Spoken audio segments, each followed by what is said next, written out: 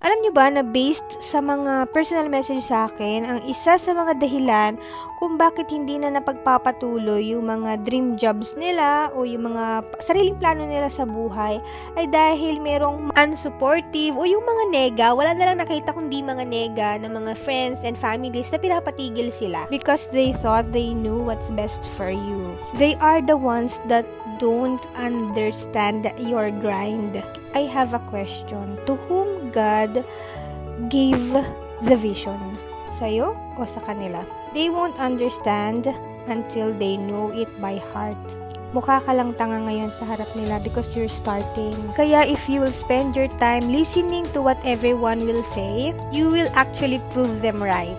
If you believe that that vision is from God, it's either you will get what you want or you will like the person who you will become throughout the process. Focus on your purpose. Yun lang. Thank you!